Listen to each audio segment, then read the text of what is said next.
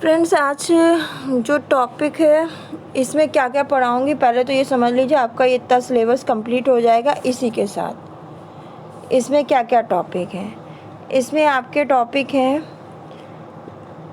Draft को बिछाने और रखने योग क्या सावधानी रखनी चाहिए, ट्रिमिंग क्या होती है, सिलाई का भविष्य क्या है, वस्त्र के महत्व क्या है, सिलाई व्यवसाय का महत्व क्या है और सिलाई कटाई डिज़ाइनिंग। इतना मैं पढ़ा दूँगी। यहाँ तक का सिलाई कटाई और डिज़ाइनिंग में क्या अंतर है इसमें मैं अभी पढ़ा दूँगी। तो देखिए, महिलाओं को आत्मनिर्भर बनाने के लिए सिलाई कढ़ाई बुनाई का प्रशिक्षण का विशेष महत्व है, क्योंकि घर में रह के वे अपने परिवार की देखभाल कर सकती हैं और सिलाई से धन अर्जित कर सकती हैं, परिवार को सहयोग कर सकें। इससे उसकी प्रतिष्ठा में बढ़ोतरी होती है।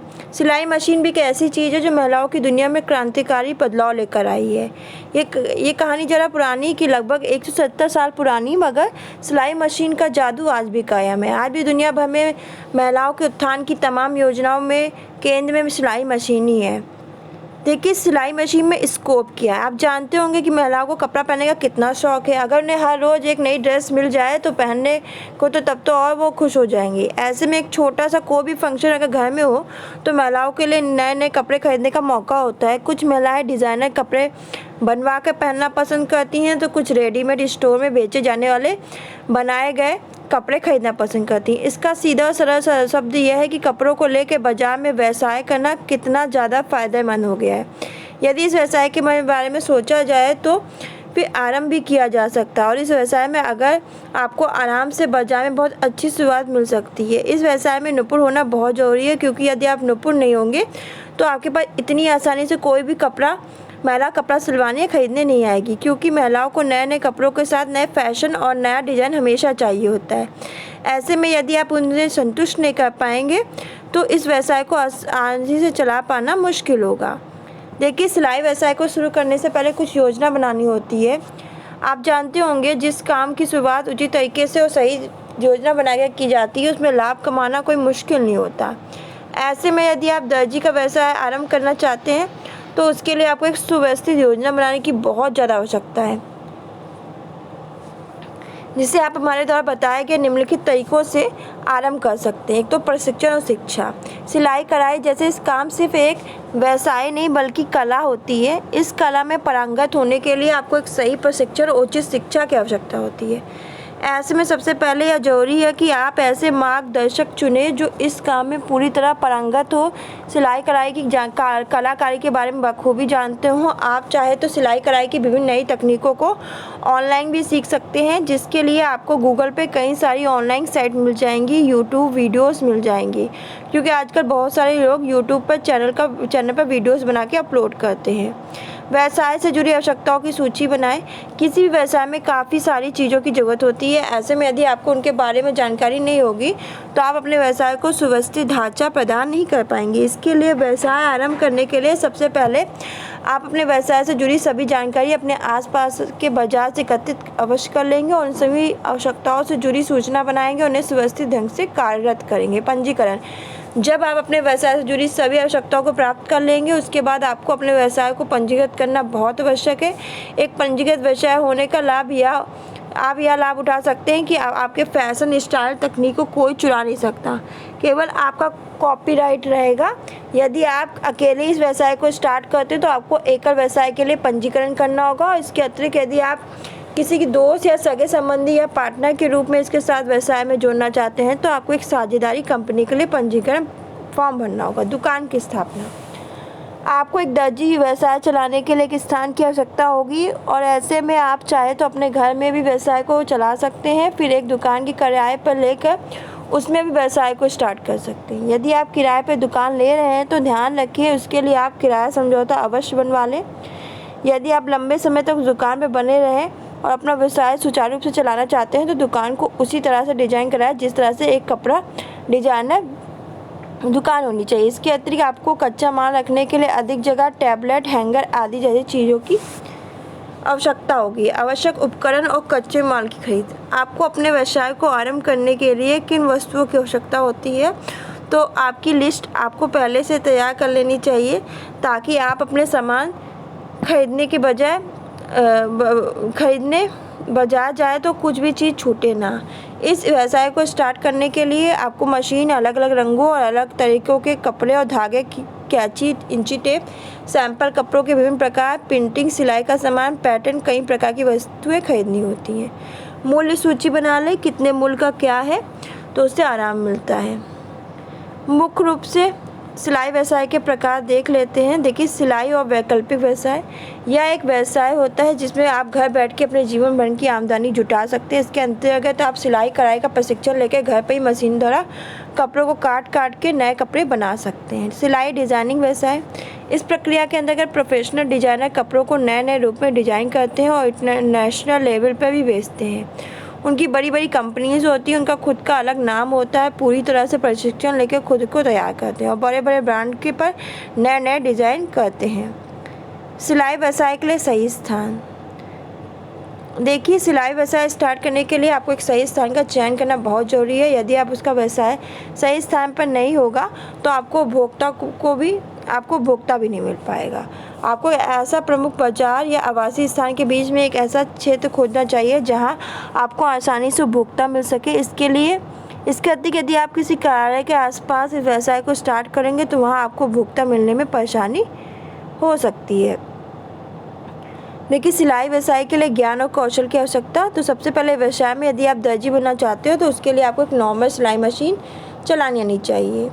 सिलाई मशीन के ज्ञान और कौशल में, और उसके बाद कपड़ों की कटिंग किस तरह की जाए ये सब पता होना चाहिए। किसी उपभोक्ता का माप लेना सबसे महत्वपूर्ण कार्य इस व्यवसाय में माना जाता है। एक संपूर्ण रूप से प्रशिक्षित दर्जी वही होता है जो उपभोक्ता के शरीर का सही माप लेना जानता हो। यदि वह सही माप सही तरीके से लेगा तो कोई भी कपड़ा बनाने के लिए उसे ज़्यादा परेशानी नहीं होगी। वह एक सही फिटिंग के साथ एक डिज़ाइनर ड्रेस बना लेता है। एक नए पैटर्न्स को देखकर उन्हें सीखना एक डिज़ाइन का काम होता है ताकि उपभोक्ता को हर बार एक नया डिज़ाइन प्रस्तुत कर सके। कपड़ों की कटिंग किस तरह की जाए, किस तरह से उन्हें नए नए आकारों में बदल के डिज़ाइन तैयार की जाए। किसी उपभोक्ता का माप लेने का सबसे महत्वपूर्ण कार्य इस व्यवसाय में माना जाता है कि संपूर्ण रूप से प्रशिक्षित दर्जी वही है जो उपभोक्ता के शरीर का माप लेना जानता हो। सही माप सही तरीके से लेगा तो कोई भी कपड़ा बनाने में उसे ज़्यादा परेशानी नहीं होगी। नए पेंटर्स को देख कर उन्हें सीखना एक डिज़ाइनर का काम होता है। कपड़े के किस भाग को किस तरीके से काटना है, इस बात की जानकारी भी सिलाई मास्टर को होनी चाहिए। किस तरह का कपड़ा किस तरह के से रखकर कटिंग की जाती है, किस तरह से उन्हें बनाया जाता है, किस उपभोक्ता को किस तरह की फिटिंग ज़्यादा पसंद है, ये सब का ज्ञान होना चाहिए। सिलाई के व्यवसाय में किसी भी दर्जी को 3 से लेकर 6 महीने तक का पूरा कोर्स करना बहुत आवश्यक है, क्योंकि इस व्यवसाय में निपुणता के साथ साथ कलाकारी भी बहुत जरूरी है। इसके अतिरिक्त यदि आप एक मालिक के रूप में इस व्यवसाय को करना चाहते हो तो सिलाई कटाई का काम करने के लिए एक सहायक रखना बहुत ज़रूरी है। वस्त्र जहाँ हमारे शरीर को धूप शीत से रक्षा करते हैं वह मानव सभ्यता की दृष्टि से भी आवश्यक है। वस्त्रहीन या नंगे रहना मानव असभ्यता का या पागलपन का माना जाता है। वस्त्रों में मानव शरीर की सौंदर्य में वृद्धि होती है। शरीर को आवरण प्रदान करने के लिए मनुष्य को अपने नंगे शरीर को ढकने के लिए वस्त्र की आवश्यकता होती है। अब आपको बताएंगे कि ड्रॉप को बिछाने और रखने में क्या सावधानी रखनी चाहिए। देखिए, फैशन डिजाइनिंग के विद्यार्थी के लिए कपड़े को सही समझ होना बहुत ज़रूरी है। कपड़े की संरचना के विषय में आधारभूत तत्वों का ज्ञान वस्त्र निर्माण में काफ़ी सहायक होता है। कपड़े की लंबाई के दोनों ओर वाली किनारी कसकर बुनी गई कपड़े की पट्टी को किनारी या सेलवेज कहते हैं। कपड़े की ग्रेन लाइन ताने के धागे की लंबाई वाली दिशा और क्रॉस लाइन धागे बांधने की दिशा में होती है। ताने की दिशा से 60 डिग्री के कोण पर होती है। हर ग्रेन का अपना एक चरित्र होता है जो कपड़े के फॉल अर्थात भार जिसके कारण वह नीचे लटकता है को निर्धारित करता है। लंबवत ग्रेन में खींचने की क्षमता कम होती है, इस कारण यह रेखा ऊपर से नीचे तक जाती है। कंधे से हेमलाइन तक आड़े ग्रेन से खींचने की क्षमता थोड़ी अधिक होती है, इसका फॉल अलग होता है। यह पोशाक को अधिक चौड़ा भरा रूप देती है। वस्त्र नियमानुसार सदा सीधे ग्रेन पर काटे जाते हैं। केवल यदि कोई विशेष रूप से पाने की इच्छा है तभी वस्त्र को आड़े अर्थात क्रॉस लाइन में काटा जाता है। तिरछे कपड़े में सर्वाधिक खिंचाव होता है। ये नरम नाजुक फोल्ड में बहुत अच्छी तरह ड्रिप होता है। हेमलाइन पर यह ऊंचा नीचा फॉल करता है। या स्थिर नहीं होता। वस्त्र को 1 या 2 दिन के लिए टांग दिया जाता है, फिर हेम लाइन को काटा जाता है। इससे तिरछे कपड़े पर एक साथ हेम लाइन सुनिश्चित किया जाता है। इससे पहले कि हम कपड़े को बिछाने और निशान लगा के काटने के विषय में चर्चा करें, ये जान लेते हैं कौन सा कपड़ा खरीदें और कैसे। बाजार में कपड़ों की बड़ी श्रृंखला उपलब्ध है, मानव निर्मित रेशों से लेकर प्राकृतिक रेशों व मिश्रित रेशों। इसके विषय में विस्तार से हम टेक्सटाइल डिजाइनिंग के पत्र में पढ़ेंगे। आपके लिए जानना बहुत ज़रूरी है, जब आप कोई कपड़ा खरीदें तो उसकी पूरी लंबाई अच्छी तरह जांचें, आपके उद्देश्य अनुसार है कि नहीं। आप उसके सभी स्वाभाविक गुणों को अच्छी तरह परखें और उसकी मोटाई और कड़कपन और नमी इत्यादि। चाहे कपड़ा कितना भी अच्छा दिखे, कुछ बिंदुओं पर ध्यान रखना चाहिए। व्यक्ति विशेष मौसम शैली के लिए उपयुक्त रंग और भार का कपड़ा चुनें। उस कपड़े का चयन करें जिसमें शैली की मांग अनुसार गुण हो। कपड़े को खींच कर देखें कि उस पर सलवटें ना पड़े। ऊनी सूती कपड़े फिसलते नहीं हैं, अतः उनके साथ कार्य करना अच्छा रहता है। सिंथेटिक कपड़े अधिक फिसलते हैं, इनके साथ कार्य करना कठिन होता है। शुरुआत में चेक कपड़े का प्रयोग ना करें, क्योंकि इससे मेल कराना कठिन होता है। जब आप छपाई वाला कपड़ा खरीदें तो ध्यान रखें छपाई कपड़े के सीधे ग्रेन पर हो। कपड़े की सतह को अच्छी तरह जांचें, उसमें कोई खामी नहीं होनी चाहिए।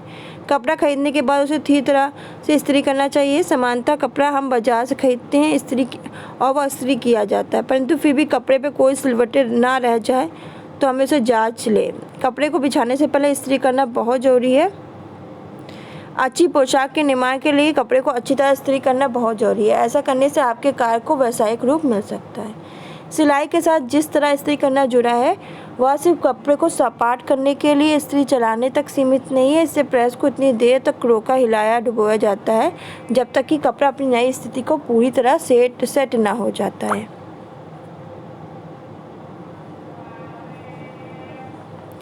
इस्त्री करना एक धीमी प्रक्रिया है। यह स्मरण रखना महत्वपूर्ण है कि प्रेस से उतना ही कपड़ा इस्त्री का होना है जो उसके ठीक नीचे रखा हो। इस्त्री करना दबाव, कार्य व नमी का संयोजन है।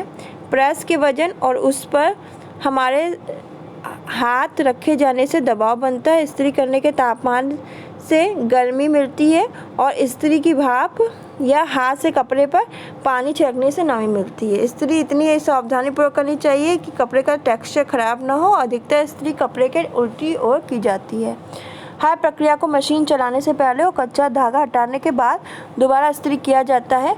कभी भी कोई सिला, डॉट या किसी प्रक्रिया पर बिना इस्त्री करे मशीन की सिलाई ना करें। जब पोशाक पूरी तरह जुड़ जाए तो एक अंतिम इस्त्री कर 1 दिन के लिए टांग दें। अब चर्चा करते हैं कपड़े को काटने के लिए कैसा बिछाया और पिन किया जाता है।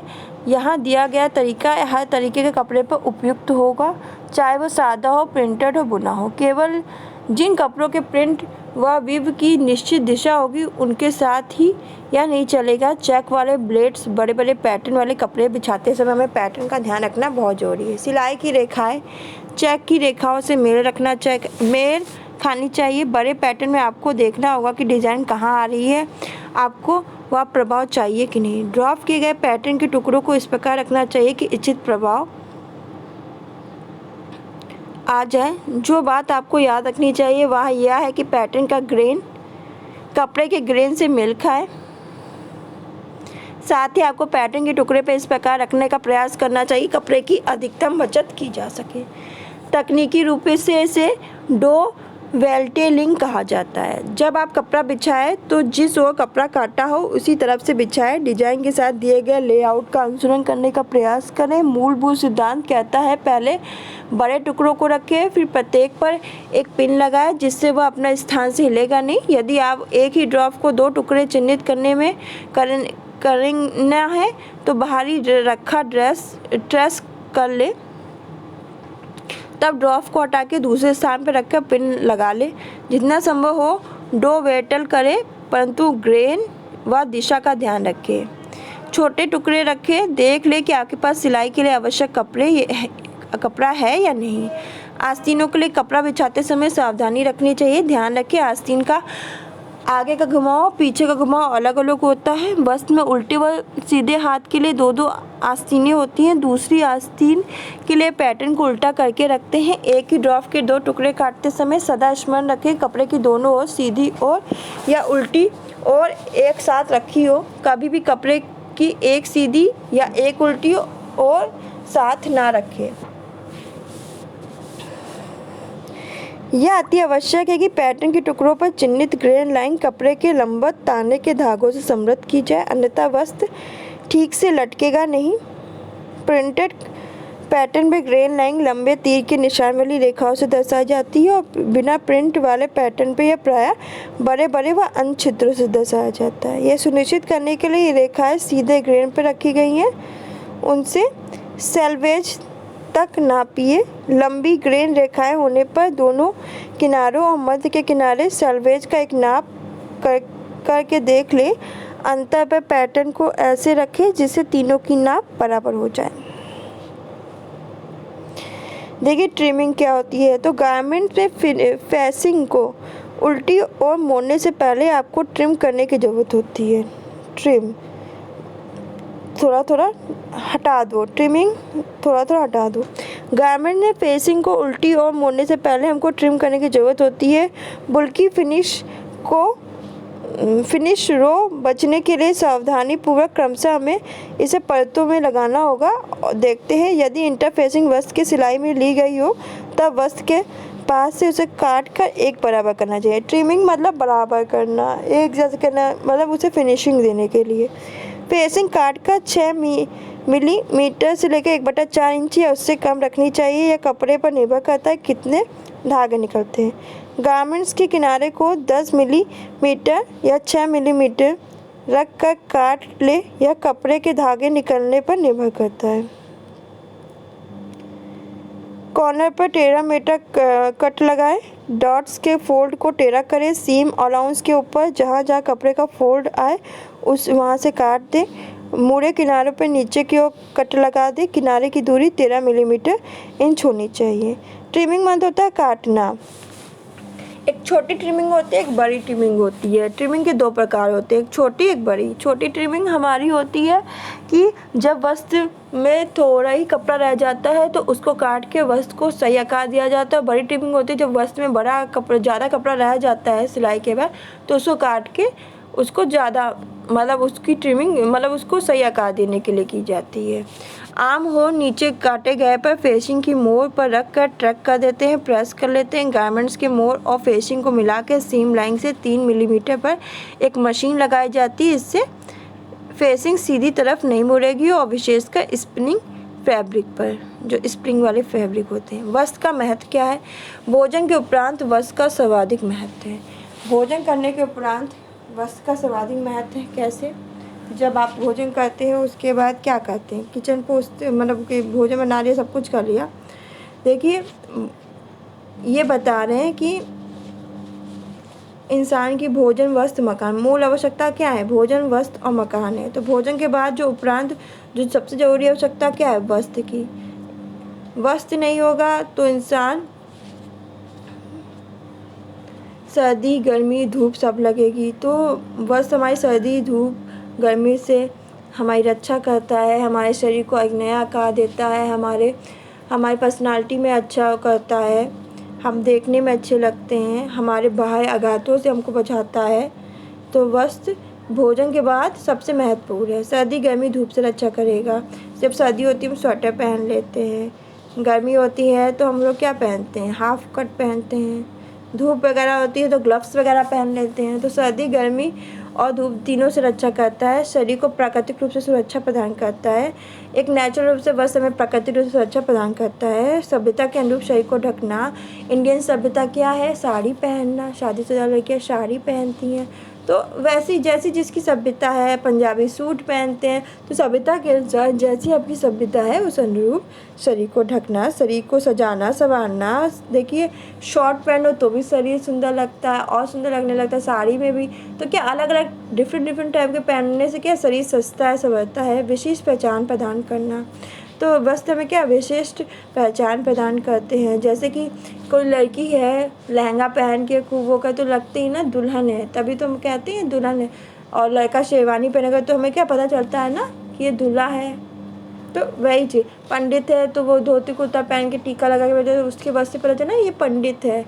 तो वही चीज़ है। सामाजिक परिचय प्रदान करना, हमारे समाज के जो परिचय है वो प्रदान करता है वस्त्र। कि हम किस समाज में रहते हैं। अगर हम विदेश में जा रहे हैं और हमने अगर साड़ी पहनी तो बताएगा ना कि हम इंडियन कल्चर से बिलोंग करते हैं, तो वो हमारी सोसाइटी को रिप्रेजेंट करता है बस।